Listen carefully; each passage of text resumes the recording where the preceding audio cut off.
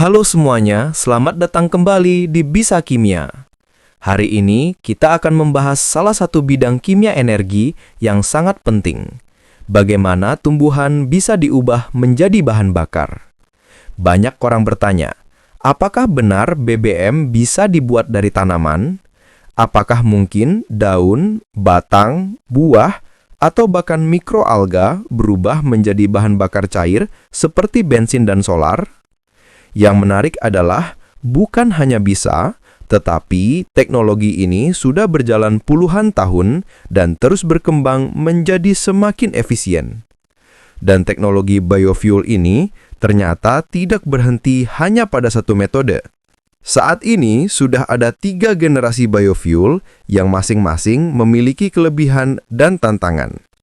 Jadi, kalau kamu ingin memahami biofuel secara lengkap, mulai dari konsep dasar, peran biomasa, jenis bahan bakarnya, generasinya, hingga penerapannya di Indonesia, tonton video ini sampai selesai ya. Kita akan bahas secara runtut, tapi tetap mudah dipahami. Memahami apa itu biofuel. Secara sederhana, biofuel adalah bahan bakar yang dihasilkan dari biomasa. Biomasa sendiri adalah materi organik yang berasal dari makhluk hidup, terutama tumbuhan yang menyimpan energi dari proses fotosintesis. Energi yang ditangkap oleh tumbuhan ini dapat kita lepaskan kembali melalui berbagai proses kimia dan biokimia, sehingga biomasa berubah menjadi bahan bakar cair atau gas yang dapat digunakan seperti BBM biasa. Perbedaan paling fundamental antara biofuel dan bahan bakar fosil adalah waktu pembentukannya. Bahan bakar fosil memerlukan jutaan tahun untuk berubah menjadi minyak bumi. Sementara biofuel berasal dari tumbuhan yang bisa tumbuh kembali dalam waktu singkat. Jadi, energi yang tersimpan di dalamnya bisa diperbarui.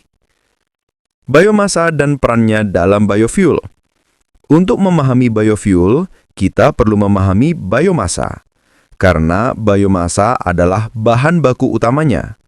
Biomasa mencakup tanaman pangan seperti tebu, jagung, singkong, hingga minyak sawit. Tetapi tidak berhenti sampai di situ. Biomasa juga mencakup limbah pertanian seperti jerami, sekam, batang tanaman yang sudah tidak terpakai, serbuk kayu, dan bahkan rumput liar yang memiliki selulosa tugi. Yang lebih menarik lagi, biomasa dapat berasal dari mikroalga, yaitu organisme kecil yang hidup di air dan tumbuh sangat cepat. Mikroalga ini mampu menghasilkan minyak dalam jumlah jauh lebih besar dibandingkan tanaman darat. Semua bentuk biomasa ini mengandung karbon dan hidrogen yang dapat diolah kembali menjadi bahan bakar. Jenis biofuel yang paling umum digunakan. Biofuel sendiri ada dalam beberapa bentuk. Bentuk yang paling dikenal adalah bioetanol, biodiesel, biogas, dan biogasolin. Bioetanol dibuat dari fermentasi tanaman kaya karbohidrat seperti tebu atau singkong. Bioetanol biasanya dicampur ke bensin untuk meningkatkan performa pembakaran dan menurunkan emisi. Biodiesel dibuat dari minyak nabati atau lemak. Di Indonesia, biodiesel paling banyak berasal dari minyak sawit. Biodiesel digunakan sebagai campuran solar dalam program B20, B30, dan B35. Lalu ada biogas yang berasal dari penguraian limbah organik oleh mikroorganisme. Biogas biasanya digunakan untuk memasak atau pembangkit listrik skala kecil. Satu lagi yang mulai berkembang adalah biogasolin, yang secara kimia lebih mirip bensin, tetapi dibuat dari biomasa melalui proses kimia tertentu. Walaupun masih dalam pengembangan, biogasolin berpotensi menggantikan bensin secara langsung di masa depan. Memahami generasi biofuel. Untuk membantu membedakan teknologi biofuel berdasarkan sumbernya, para ilmuwan membaginya menjadi 3 generasi. Biofuel generasi pertama menggunakan tanaman pangan.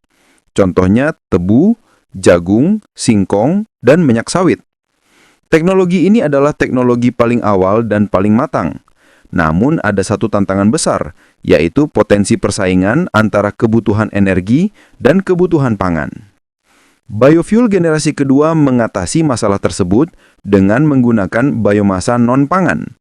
Sumbernya bisa berupa limbah pertanian, limbah industri kayu, batang tanaman yang sudah tidak terpakai, atau rumput energi yang tumbuh cepat.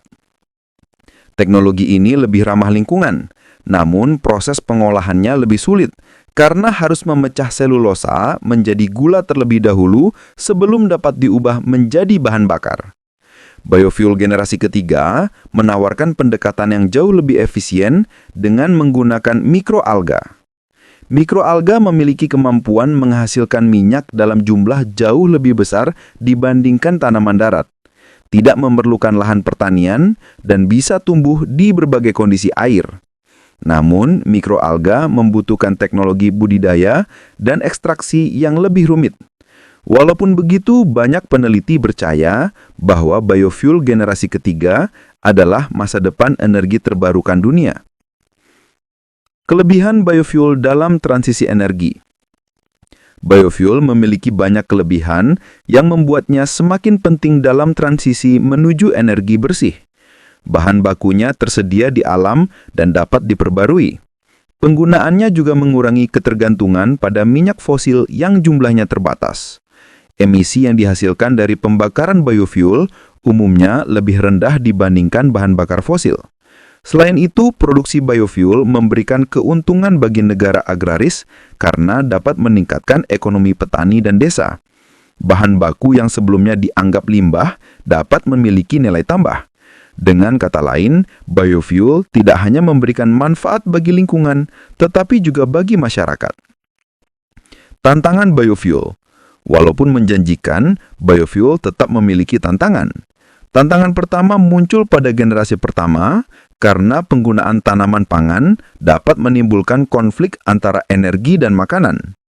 Tantangan lain muncul pada generasi kedua dan ketiga karena teknologi pengolahan biomasa non-pangan dan mikroalga masih lebih mahal dan membutuhkan infrastruktur canggih.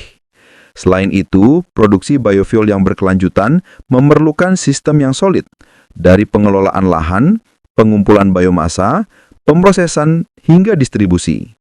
Jadi, walaupun potensinya besar, pengembangan biofuel membutuhkan kerjasama antara peneliti, pemerintah, dan industri. Biofuel di Indonesia. Indonesia adalah salah satu negara yang paling maju dalam penggunaan biodiesel. Program B20, B30, dan B35 menunjukkan komitmen pemerintah untuk mengurangi penggunaan solar berbasis fosil. Selain biodiesel, Indonesia juga memiliki berbagai inisiatif biofuel lain, baik dalam skala industri maupun komunitas. Sebagai contoh, ada produk biofuel berbasis tumbuhan seperti Bobibos, yang menunjukkan bahwa biofuel sudah hadir dalam berbagai bentuk di masyarakat. Bahkan akun resmi Bobibos ini menyatakan bahwa produknya dibuat dari jerami sehingga tidak mengganggu stok pangan nasional.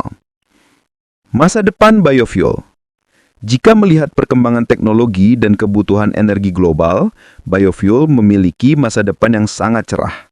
Banyak negara mulai mengembangkan mikroalga sebagai sumber energi karena efisiensinya sangat tinggi. Selain itu, teknologi konversi biomasa menjadi bahan bakar cair melalui proses kimia atau termokatalitik terus mengalami peningkatan.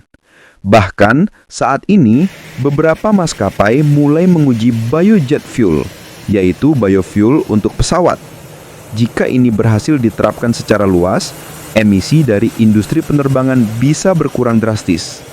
Dengan melimpahnya biomasa di wilayah tropis seperti Indonesia, kita sebenarnya memiliki potensi besar untuk menjadi pusat produksi biofuel dunia.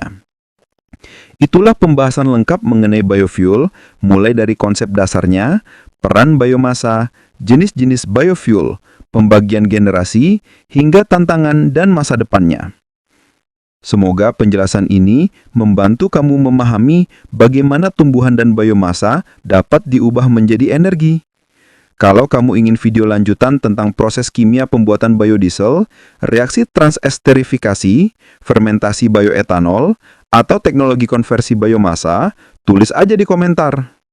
Terima kasih sudah menonton, dan seperti biasa, tetap semangat belajar kimia bersama Bisa Kimia.